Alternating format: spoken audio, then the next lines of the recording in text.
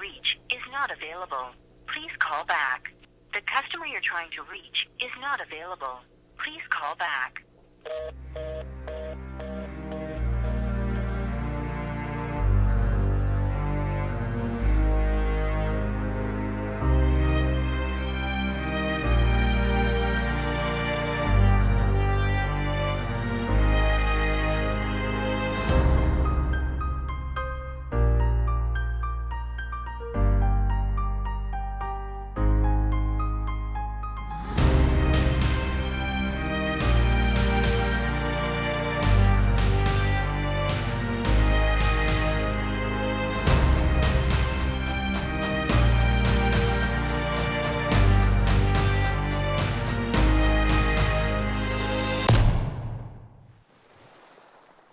What is parental abduction, and how does it ever get that far?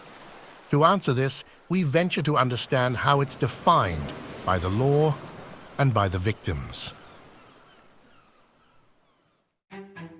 According to the U.S. Department of Justice, family abductions occur when a member of the child's family or someone acting on behalf of a family member takes or fails to return a child in violation of a custody order or other legitimate custodial rights and conceals the child, transports the child out of state with the intent to prevent contact, or expresses the intent to deprive the caretaker of custodial rights permanently or indefinitely.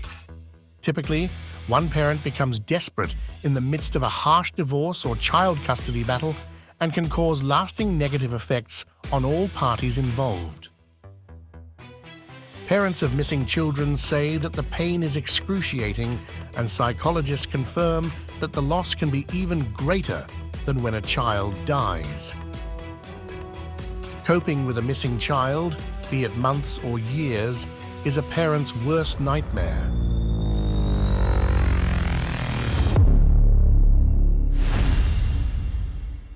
It's worth mentioning that some 460,000 children go missing from the United States each year. In 2017, a child abuse and neglect study found that parents were the perpetrators in more than 90% of kidnappings and abductions. Mothers and female members were responsible for a slight majority, 60%. For women, losing custody of one's children can be emotionally devastating. Courts lean so heavily towards mothers in child custody rulings that those without custody often bear the terrible stigma of unfit mother, even if they ceded custody voluntarily or for health reasons. For fathers, losing custody does not bear the same stigma simply because few fathers are able to win custody of their children. But fathers also acutely feel the loss of daily contact with their children following a divorce or separation. Perhaps more importantly, studies show that half or more non-custodial fathers are victims of access and visitation denial or move-away mums. Parental abduction can be very traumatic for a child and affect their well-being, resulting in anxiety, feelings of abandonment, confusion, helplessness, loneliness, and grief. The damage can be lifelong, and the victim may experience depression, anxiety, or post-traumatic stress disorder, says PhD psychologist Anne Gold-Busho from Psychology Today.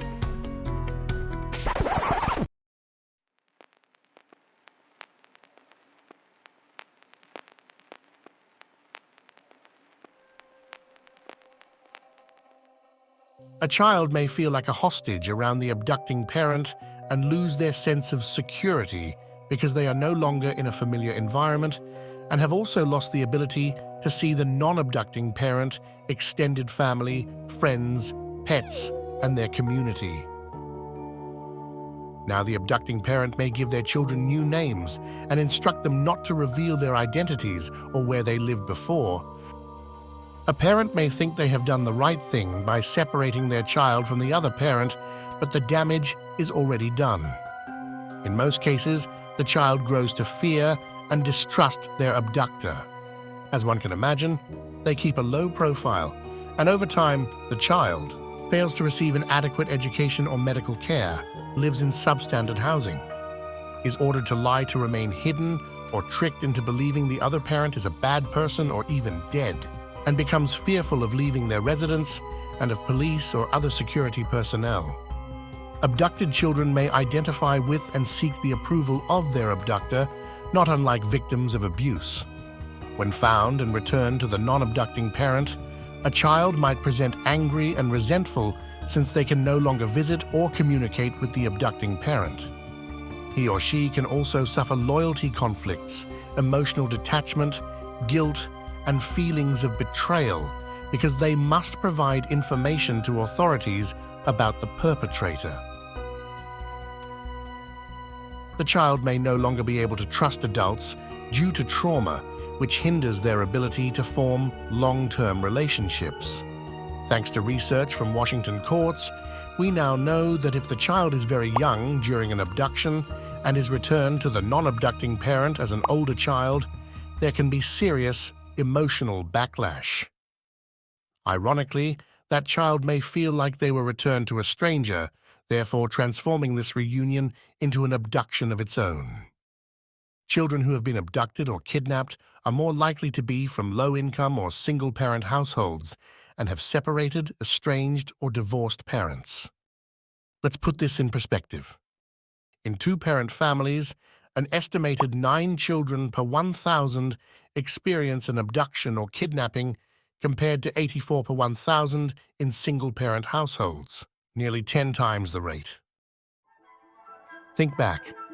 You probably recall a parent telling you, "Don't talk to strangers," or "Don't take candy from a stranger." If you get lost, ask for help from another grown-up with children or someone in uniform. Wouldn't it be nice if life were that simple? Unfortunately, children are still very much at risk of abduction, and we've outlined how this comes to pass. But why do parents abduct their children?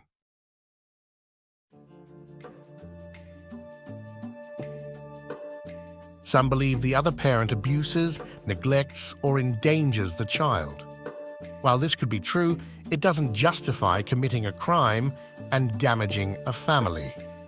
The best thing a parent can do is seek court protection and, if they believe their child is in immediate danger, call emergency services.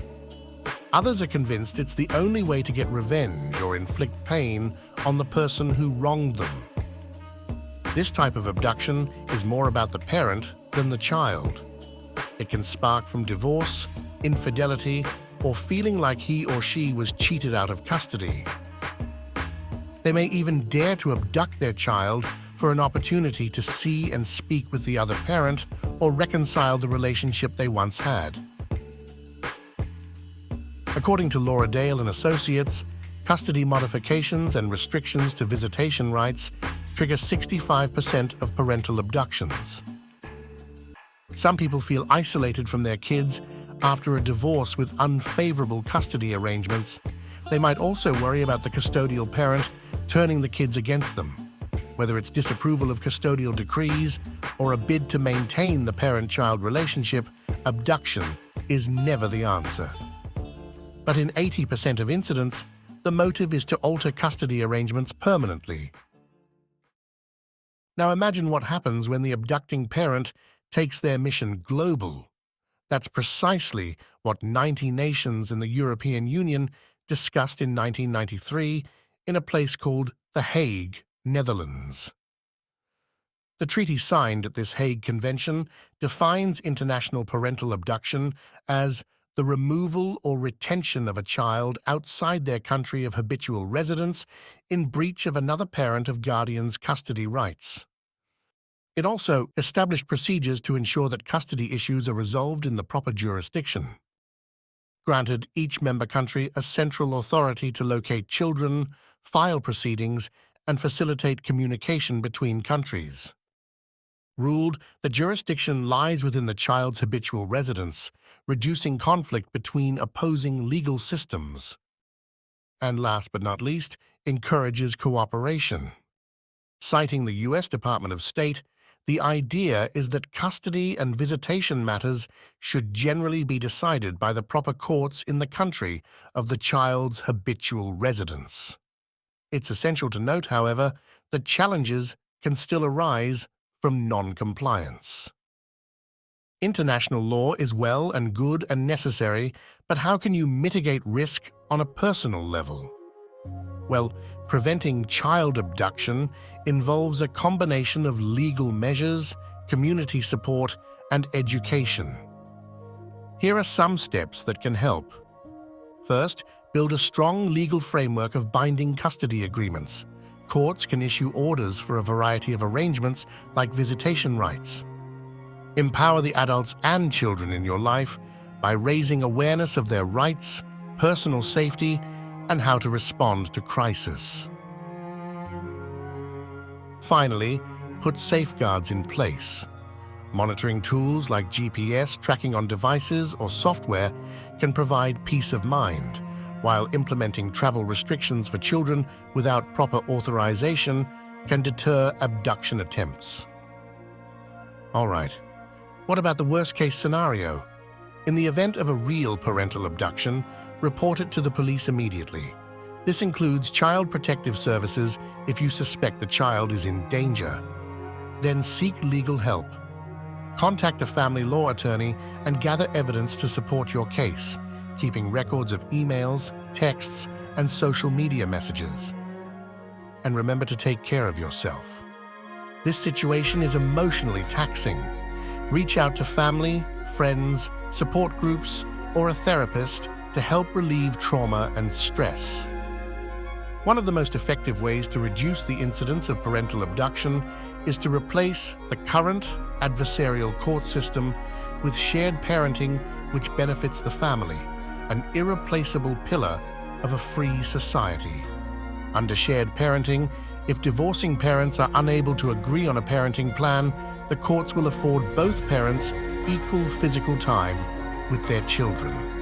Judges cannot deviate from this arrangement without strong evidence of acts which render a parent unfit, such as child abuse or neglect.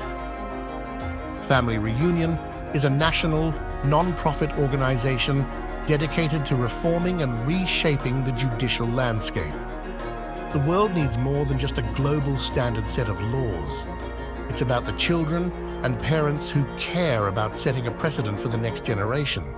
It's about creating a movement or joining one. The question is, will you? Thanks for watching. Subscribe to our newsletter and YouTube channel. To learn more, visit FamilyReunionUSA.org or call us to get involved at 661-829-6847. Bye for now.